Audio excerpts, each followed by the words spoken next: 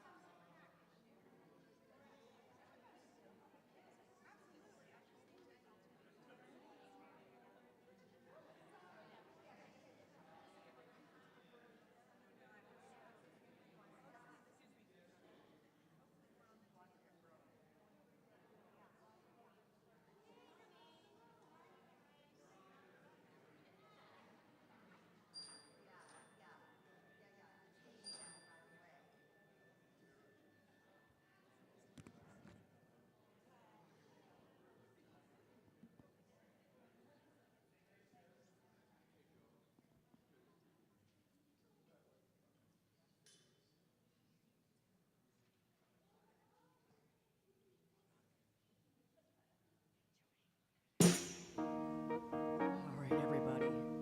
We've unitized this song a little bit for you, switched up the words a bit. You know how these grapevines are, right? Every town has one.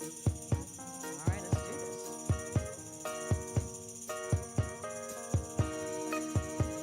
Oh, I bet you're wondering how I knew about your plans to make me blue with some of the folks you knew before. Between the two of us, you know it is so much more.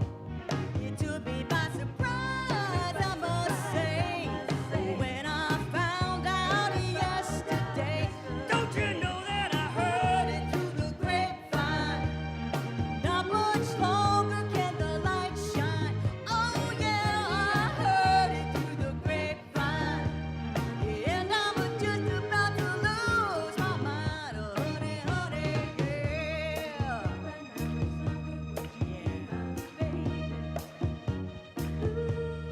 I know we aren't supposed to cry, but these tears I can't hold inside. The gossip can't change my life, you see, 'cause you mean that much to me. You could have told yourself that you heard this from someone else. Instead, I heard it through the grapevine. Not much longer is it just mine. Oh yeah, I heard it through the grapevine. And I'm just about to lose my mind, honey, honey, yeah. Woo. Be my baby. All right. People say, believe what you see. Here we go. We know this song.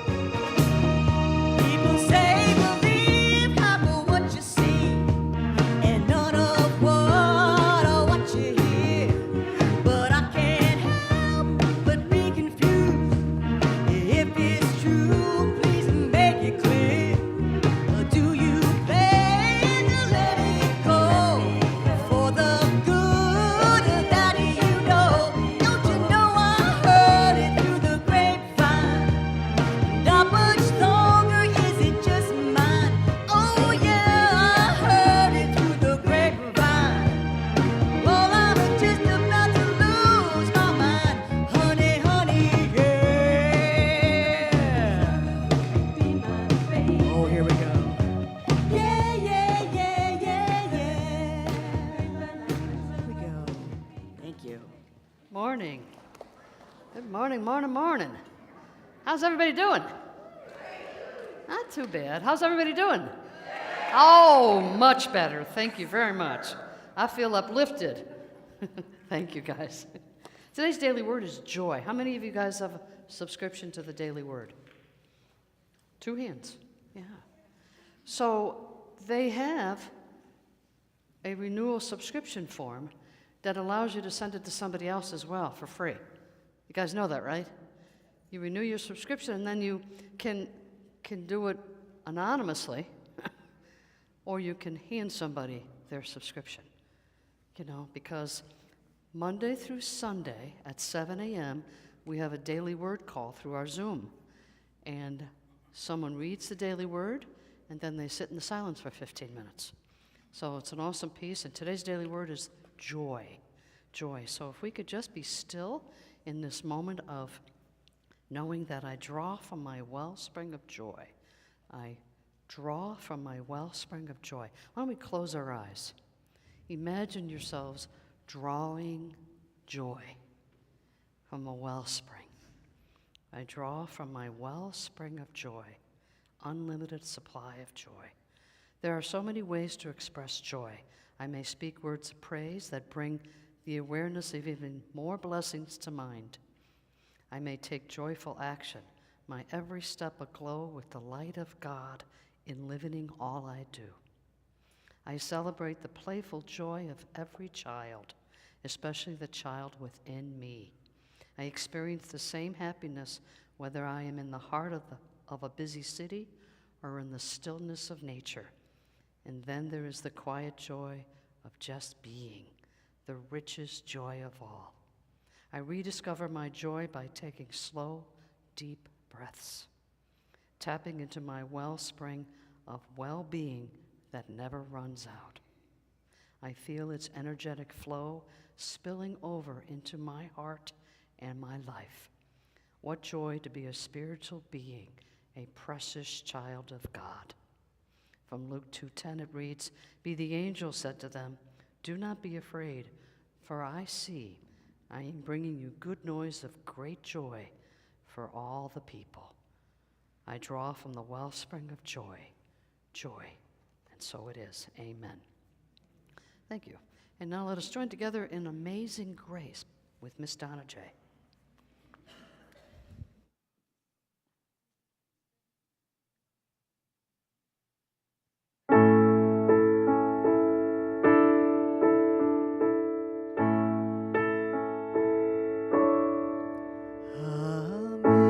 Amazing grace, how sweet the sound that saved a soul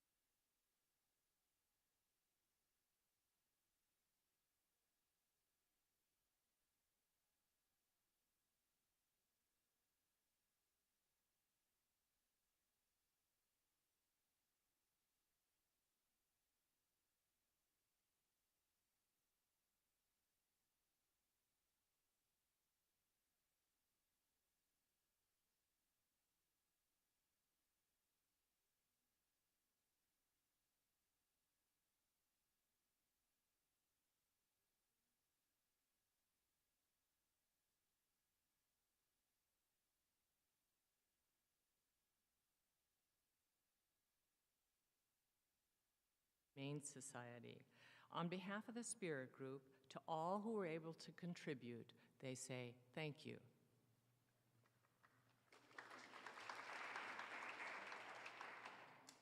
Those of you who are looking for somewhere to join in as a special sacred service volunteer, please touch base with Rev Mo when able to see where you might best fit in. All congregants are welcome. Next Sunday, April 2nd, is our Spirit Group wrap-up gathering after the Sunday service, and we would like to encourage everyone who has a Spirit Group t-shirt to wear it and come and get your picture taken. Everyone is welcome from previous and future Spirit Groups to decide on the next session's content. Mark your calendar for April 7th for a special Good Friday prayer and meditation service of the 7 last statements of Jesus on the cross. And finally, we have a prayer box located on the shelf in the back.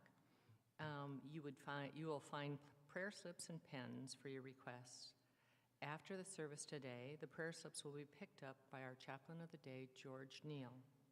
The chaplains will pray over the prayer slips, and then they are sent to Silent Unity for 30 days of additional prayer. Unity believes in the power of affirmative prayer.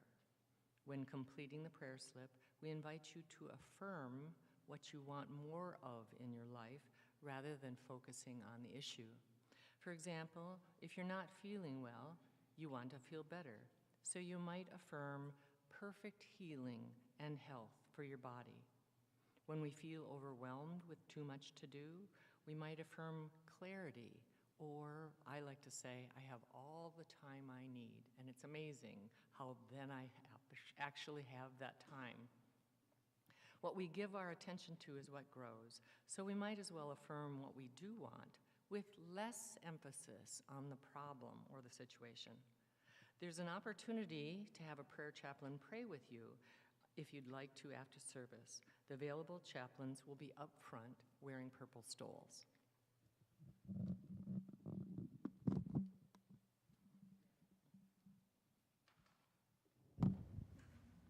Let's get still for our time of meditation. I know some of you look forward to this quiet time to just connect with that indwelling spirit. Some of us call it Christ, some of us call it Buddha, some of us call it intuition. Whatever name you give it, this is your opportunity to connect with it. And so gently close your eyes if you're able to, and put both feet on the ground. And if you're comfortable, open both palms and be open and receptive to what this moment could be for you. For we know that the presence of God is in everyone and in everything. And therefore, God is in the very breath that you're taking in. So I invite you to take a nice deep breath, to breathe in the very presence of God. And as we exhale, we let go of all that no longer serves us. Pain, discomfort, angst about something, we let it go. And we breathe in the very essence of God. Love, joy, lightness, peace, and especially love for ourselves and for all those around us, all those in our hearts and minds. We see our love leaving us and infilling them. We allow the presence of our love to be felt in the very ethers of who they are. We allow that love to permeate everything and everyone. For it is possible to fly our love to everyone. Extended for the joy in our hearts, for the joy in all that we do. All of who we are is joy-filled.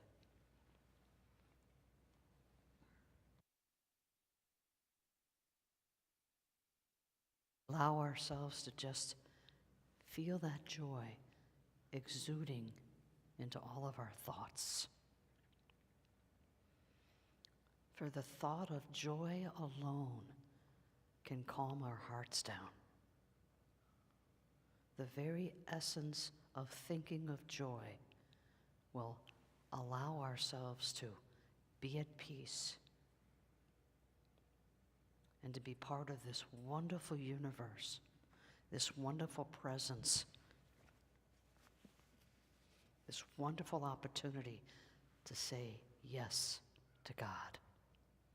For when we accept the joy in our lives, we are saying yes to God. For joy is an aspect of God. When we say we want more love in our hearts, we're saying yes to God. When we want more peace, we're saying yes to God. For God is peace, joy, and love. We allow our minds to center ourselves in the feeling of complete joy. Allow yourself that moment to feel complete joy. That means our wandering thoughts are with joy. We plant seeds of joy. And much like today's daily word reminds us that there is a wellspring of joy in our life.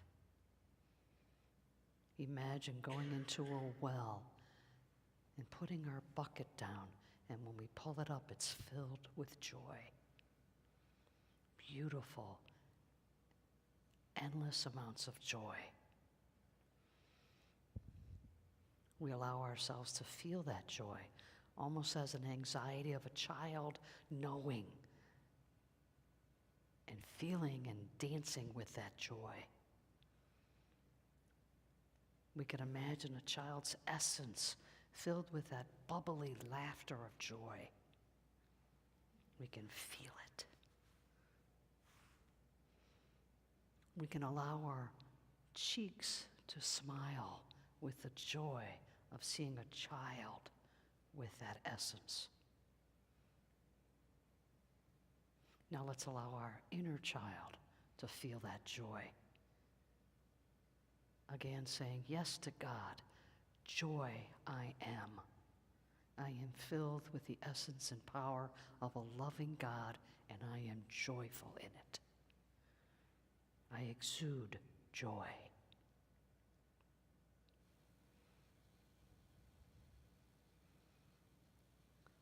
Let us go into the silence now, allowing ourselves to feel God's joy. Allow ourselves to take this moment to feel the presence of God within us as a joyful essence.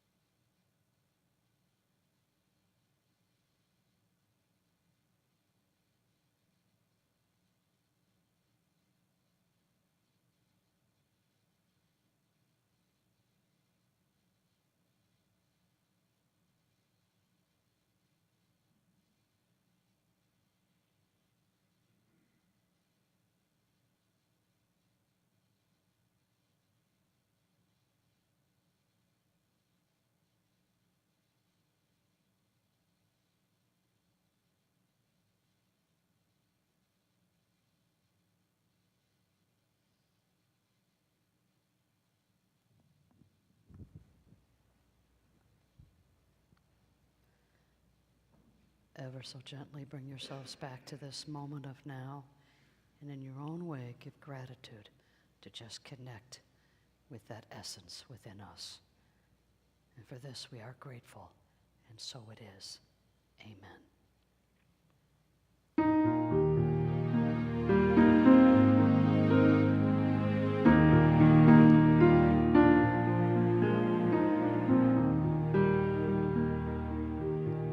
I stand alone. I close my eyes and wait against the wind, steady and strong. I am unmoved, for I am not afraid. I stand and wait, for I know how to wait. I'm holding on. For when my moment comes, when my moment comes, like a phoenix I'll arise. When it comes, beneath this veil of who I seem to be, truth is the staff I lean upon. I come to claim what has been promised me, and give my heart that was a broken heart a brand new dawn. For when my moment comes, when my moment comes, like a phoenix I'll arise. When it comes,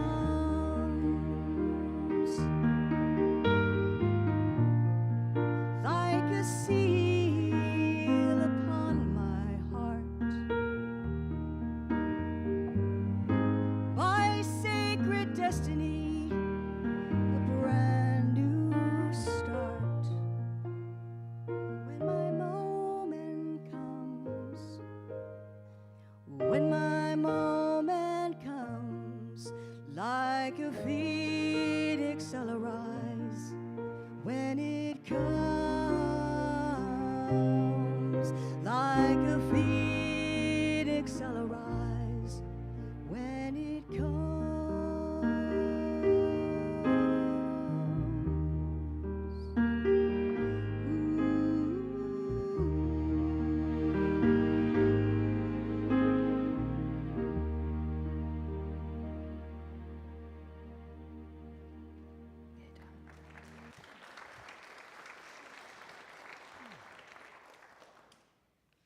We're studying right now during the Lenten season from a book called Keep It True Lent by Charles Fillmore. And if I understand, there's still a couple of copies left in the bookstore if you want to grab on it.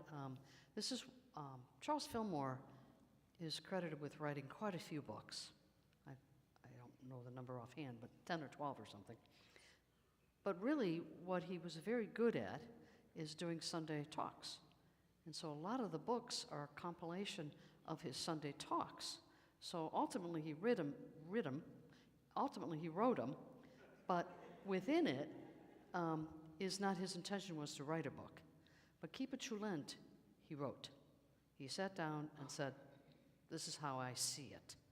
And it's just, I think it's just one of the more fascinating books. The other book he wrote is Adam's Smashing Power of Mind, later in his life, which is a metaphysical catapult that'll take you out of your body and you go, say what? He was so ahead of his time in the understanding of physics. He was well read on the subject and how it connected with the presence of a spirit that he called God.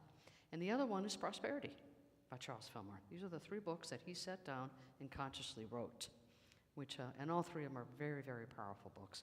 So we're studying from Keep It True Lent, and today's talk is on chapter 10, the affirmative word. And what was the subject last week?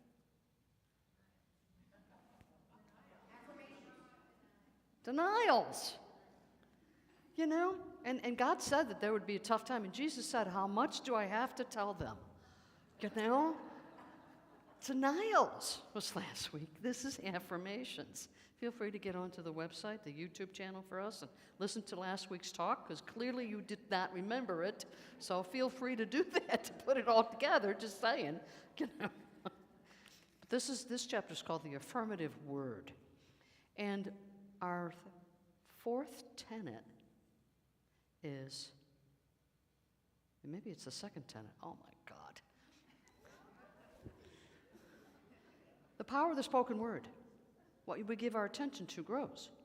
So Charles Fillmore tells us that the larynx is so powerful in how the larynx gets its motivation and its impetus to speak from our minds. Hence the power of the spoken word. And metaphysically, the spoken word is also whatever we're thinking, because it is speaking to you. And the larynx brings it out and gives it even more power and more credence. And that's why the power of the spoken word is so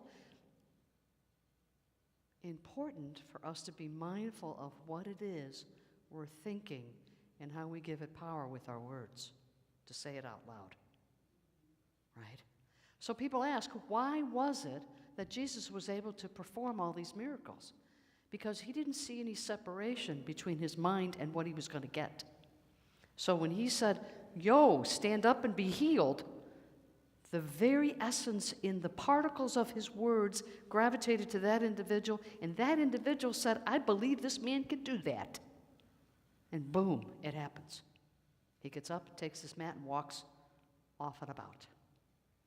There are some scholars, biblical scholars, who have written and have interviewed and who have all those things that happen to make something seem valid, in that most of the people that Jesus healed got sick again. Go figure. Because that's all they knew was sickness. They'd been sick for so long, and when they got well, they couldn't sustain it. How many of us have had that experience? Yeah. It's because the negative thoughts override the positive thoughts. And Jesus said, what I can do, you can do better. But we have trouble affirming that word, because an affirmative word is an idea to be attained. It's something you want. It's an idea that you want to bring into manifestation. You want to create the form, right? So why in blazes would we create a form that's negative? You say, I didn't want that. That's not what I prayed for. Sorry. Because what we think is this. Now, and I say this, and I have to keep saying it, because my purpose is not to make one feel bad for having created something that you may not want. That's not it. What it is about us recognizing that, ooh, created something I really don't want. Let me change my mind. You see? You get to change your mind versus staying below the line that says, oh, I must want this negative stuff. That's God's design. How many of us believe that God designs our negative attitudes? Thank you. I'm hoping you understood the question. Right? Because it's so important that we recognize that God is not the one that designed this. He gave us the power to create. And we have free will to create positive or negative. Because our thoughts can create either way. So affirmative statements. When we first started this journey on Keep It True Lent, the first lesson was about Adam and Eve in the Garden of Eden, right? And the two of them ate from the tree of knowledge. And metaphysically, the tree of knowledge is knowing the difference between good and evil. Say, good or bad. We get to decide. And that's the drawback. That's the fall of man, because now we have choice. So the risenness of man, hence the risen Christ nature within us, which is Easter, is all about redeeming ourselves. Now here's the fun part. Redemption. It's a lesser self brought to your higher self. Love this book. I'm telling you, if my purse were big enough, I'd have it in there all the time. The revealing word. When you read the word redemption, it talks about redeeming ourselves from a lower state of consciousness to our higher state of consciousness where we know we are born in the nature of the Christ beingness. We know it and we don't question it. We don't hesitate. It's ours. And that's how we manifest good in our lives, because we're sure. How many of us are sure we're going to run out of Social Security money? I hope not. How many times we hear that on the news and we get sucked into somebody else's beliefs about negativity because it sells. And that's why it's important that you pay attention to what you're putting in your mind. Are you putting in negativity? Because when you put in negativity, what's going on up here? It's crazy making. And then we want to know why I don't feel good in the morning. Well, you just slept on a bunch of garbage. And it doesn't smell good. You wake up with bad breath. The dog walks away from you. You know you're in trouble, right? Nina comes in and then goes, whoa! Bad thoughts. Or a toothache. But either way, something's not right. And we talk about that Jesus spoke about the unlimited potentiality of life, that there is no death. Well, how can that be? The man died on the cross. He didn't demonstrate that to us, did he? Yeah, he did. Because he knew we would start loving the man, not the principles. We have to know the principle of the truth, and then we're not beholden to any person for our well-being. You see?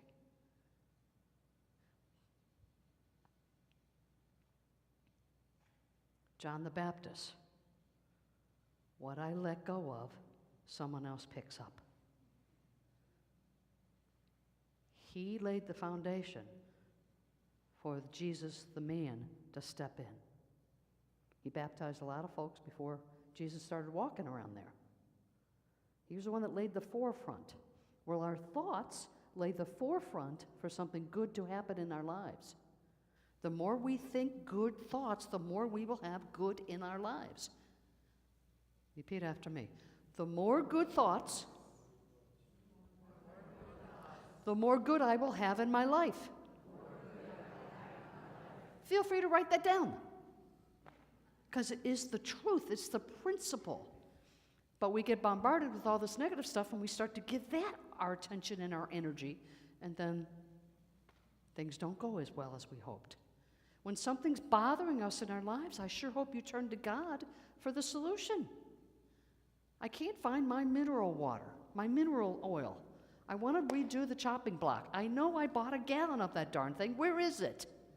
So I'm constantly asking whatever saint it is. I might have some better success if I call the saint by name, so I'll try that. I'm like, Saint Anthony, come on, where is this thing? No, all I have to do is go to Publix and spend $5 and buy another one. But I will not do that. I want to find the bottle. So this morning, it was, okay, seriously, where's the mineral oil? Come on, just give it up. That's the way I talk to God. And God goes, you might want to check that cabinet again. I did, it's still not there. Come on. Sometimes it seems like a very simple example, but sometimes we have to keep seeking out the wisdom and guidance of God until we get what it is we need. Because the answer's there. We've all beseeched, we've all begged, we've all pleaded, we've all been on our hands and knees saying, come on, God, give it to me. And it doesn't happen, does it? Sometimes. But most times that doesn't work. Why not? Yeah, so consciousness is not ready for it. You say you want something, and you put power to it, but behind it is the negative thought, pushing the positive thought away. What thought has the most power is what you will create. That energy field within you will create what it is that's the strongest. Principle, that's scientific fact. And I know as a kid, this was a big deal to me. When President Kennedy said, let's get on the moon, let's be the first ones, and boom, everybody got together and voila, we landed on the moon. That was not possible, and yet it happened. Why? Because the thought of not getting on the moon dissipated. And the thought of getting on the moon took over everyone's minds and thoughts. That's how we create world peace. Wouldn't that be cool? That's how it happens. The collective consciousness, it's the law of, not the law of averages, it's the law of crossing over where enough people have the thought and consciousness and believe it to make it so. So when you hear things like, well, we're in a recession, and you get to say, yeah, come to think of it, we are. Well, thank you for helping. But more of us say, no, we're not. Yeah, okay, gas prices have gone up a bit. I get it. But I'm not in a recession. My money's still the same as it was yesterday. I hope yours is. See? These are thoughts that manipulate and control us, and then we lose sight of what we are and who we really are. Who are you? In Mark, this is Mark 11, verse 20 through 24. The lesson of the withered fig tree. Mark 11, 20. Now in the morning as they passed by, they saw the fig tree dried up from the roots. And Peter, remembering, said to him, Rabbi, look, the fig tree which you cursed has withered away. Okay? Now here's in red. So Jesus answered and said to them, have faith in God, for assuredly I say to you, whoever says to this mountain, be moved and be cast into the sea, and does not doubt in his heart, but believes that those things he says will come to pass, he will have whatever he says. Therefore I say to you, whatever things you ask, when you pray, believe that you receive them, and you will have them. We believe it sometimes, and we especially believe it when our prayer is answered. But do you believe it within all of your prayers? Do you believe that what you will ask for, you will attain? When I was a kid, we had a hill next to us. Our house spanned this whole block, and we could see the hill from our backyard, and it was great sledding, And I went there after college and went, what happened to the hill? It literally was gone. They had dug the hill out, moved the houses and everything, because people didn't like the hill. And I went, well, I guess that's one Bible verse to come true. Okay? What are you thinking? Is it below and above the line behavior? And for those of you that are new with us, this is how we connect with God. This is how we connect with each other. We either say nasty things or we say something nice. Right? It's one or the other. And when something happens to us, we get to be curious, open, committed to learning. What's that about? And when we don't, we're closed. We're committed to being right. It's very, very important for a lot of us. That being right. And how is that the power of your words? Do you want to be right that there's an inflation going on? Do you want to be right that this or that's going to happen? I sincerely hope not, because it's negative. Right? Right? No negative thoughts. Jesus walked around and said, I'm good. And he believed it. Some of us have people in our lives that always say, I'm good, no matter what outer appearances might say. And that's not necessarily bad. That's how they connect. If I'm not good and something's bothering me, I need to resolve it. Because then I can replace that negative thought with an affirmative statement. The universe abhors a vacuum, right? If you let go of a negative thought, please replace it with a positive one that you want. This isn't difficult, but what makes it difficult is our commitment to doing it. And two, we're so bombarded with negative things to counter our positive, and they take on the energy field. Some of us know what it feels like to have our energy field invaded. You know, you have that energy field around you, right? That energy, and then somebody steps into it, and you go, oh, what the hell? What just happened? Yeah. Jesus felt her touch the hem of his garment, his energy field. We have to protect this. And it's not about your neighbors. It's about the thoughts that enter that energy field. The thoughts. And you get to control that. You get to decide what it is that's important to you.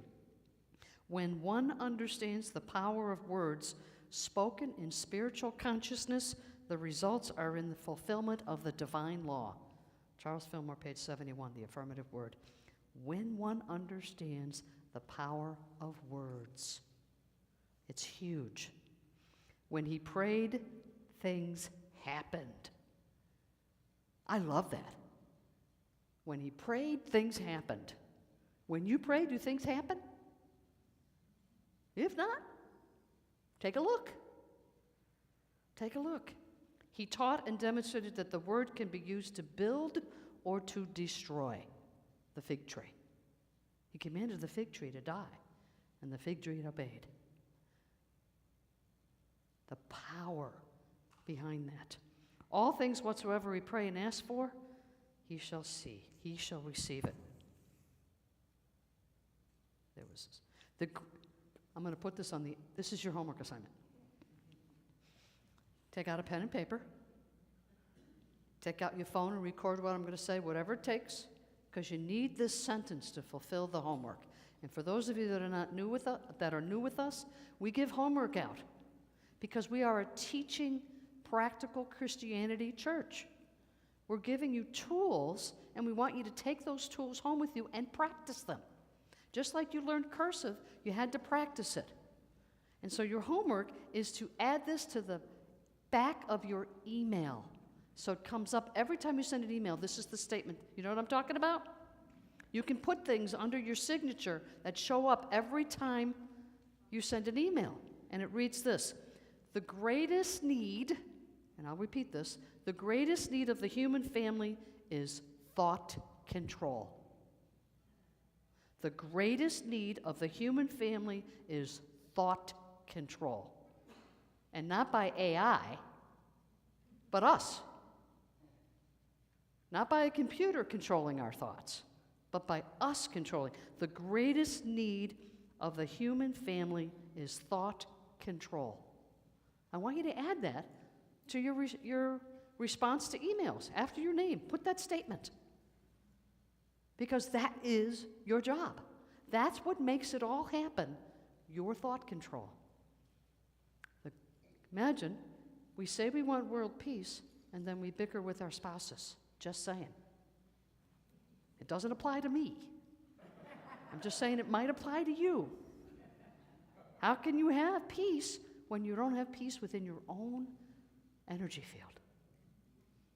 So peace starts at home, right? If someone in the house isn't happy, the whole house isn't happy, even if it's the puppy. Affirmative prayer. This is a great chapter.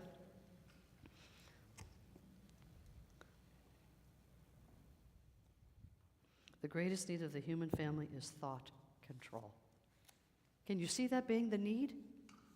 You see, when we really get into it and understand the principal law that the words we create who we are. If you don't like who you are, change your thoughts.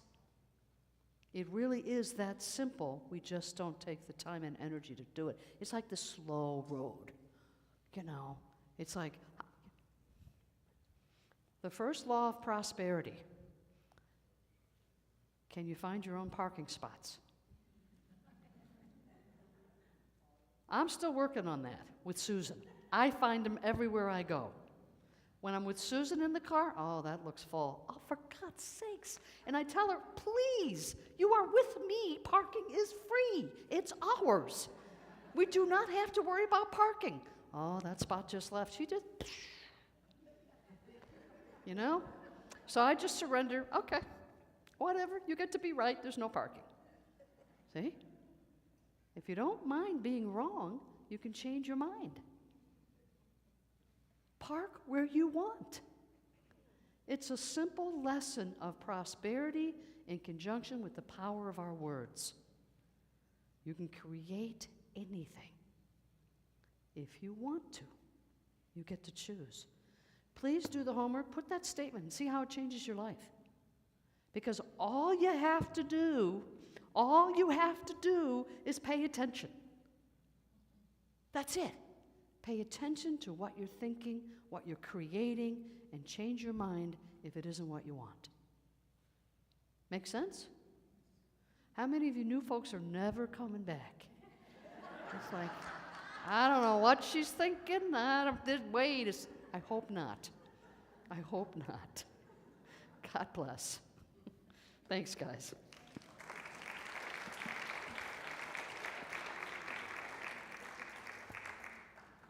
This is a time in our service for our love offering. And if you're a first-timer with us today, know that you're a guest with us.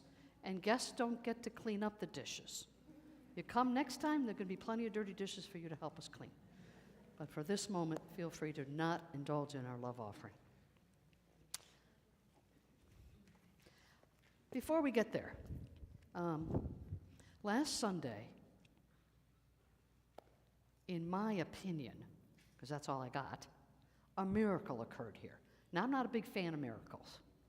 You know, I think it just bring 2 or 3 together, a miracle can happen. So I mentioned during the announcements that we wanted to rearrange the room and readjust the chairs. And I asked how many people would help, and there were 7 hands that went up. And I sat down and went, oh, for the gall of God, I can't even get them to put the chairs together. Oh my God, what the heck? And then I went, shut up, Mo. God takes care of you. Just chill. Very few people left. They went to get coffee, then came back, and in 10 minutes we had over 70 chairs moved up the stairs into the other room, and this room orderly as it is now. It's much more conducive. You guys are awesome. I just forgot my faith for a moment. So thank you. It was an awesome job. Yeah. Even the new people helped. Now, I don't see any of them back here. They probably think that in order to come here, they have to work. They have to work every week, so I don't know. But one person came back. We're good. But thank you. We have an offertory blessing, a prayer, if we could do that together. Divine love, as me, blesses and multiplies all that I am, all that I have, all that I give, and all that I receive, and I am grateful. And so it is.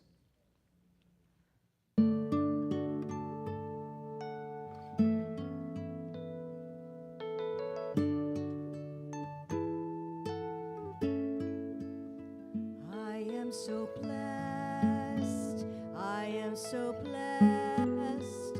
I am so grateful for all that I have. I am so blessed. I am so blessed. I am so grateful. I am so blessed. I am so blessed. I am so blessed.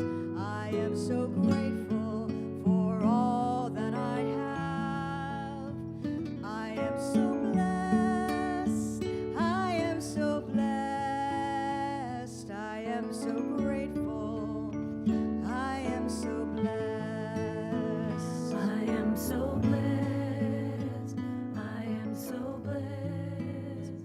I am so grateful. Aren't those great affirmations? What a wonderful prayer. When you say, I am so blessed, and you mean it, nothing else can get in. Do you see that? It's locked in your memory. What a great way to wake up with that affirmation. I am so blessed. I am so grateful for all that I have. What a great affirmative prayer. Let us affirm our love offering prayer again, our offertory blessing, this time using the pronouns us and we. Together. Divine love as us blesses and multiplies all that we are, all that we have, all that we give, and all that we receive, and we are grateful. Let us bless this love offering in our own sweet way. And what I like to visualize is these gifts so freely given, and we so freely give back to not only within our community, but all the many hands that these gifts touch. And for this blessing, we are grateful, and so it is. Amen. Amen. I now invite Renee, board member Renee Romero, up. Okay, well, I have the privilege of welcoming 2 new community members into our congregation. So if you would come up. Yeah. Wow. That's Alexandria. Okay. Dubins, is that Dobbins? So give you this. There you go.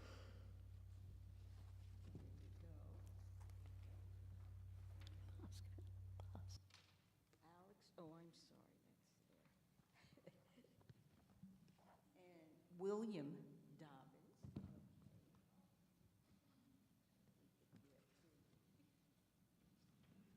It's hard to manage everything. There we go. Okay. Now, if I have another hand, but as community member, what they have said yes to is that they're going to increase their own spiritual practice, become more transformed and deeper spiritually. They're also said yes to being able to participate in our ministry in terms of giving their spiritual gifts. And then lastly, they decided they're able to do automatic giving. So we thank you so much. We welcome you to our congregation, and everybody please greet them when we're at the community room. Thank you.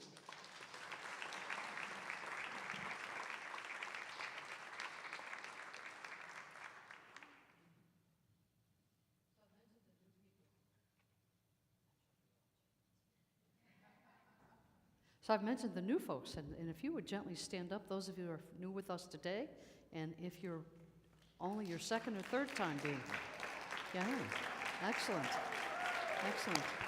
Yay. Welcome, welcome. We have a blessing for each of you, if you would indulge us, please. We love you, we bless you, we appreciate you, and we hold the Christ as you. And so it is, and thank you so much for joining us. You do not have to do any work today. You're good. But I do invite you to join us in the community room, where we have fresh coffee and some snacks for you to indulge in, and know that some folks will sit down with you and tell you all about them and listen to who you are as well. So please join us. We appreciate that. With that, why don't we stand for our closing song?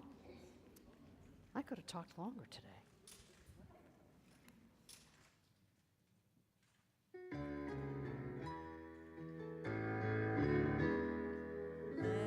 Let there be peace on earth, and let it begin with me.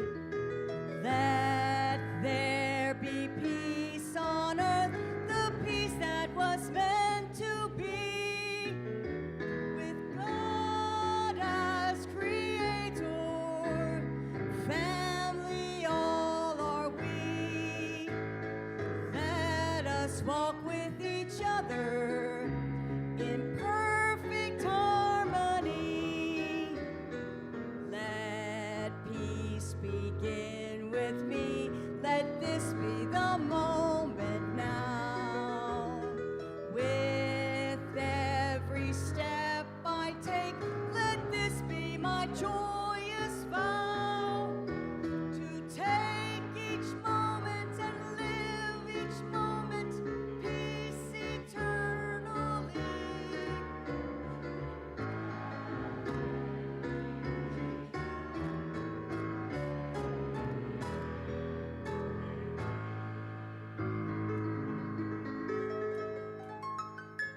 I am the light of God that surrounds us. I am the love of God that enfolds us. I am the power of God that protects us. I am the presence of God that watches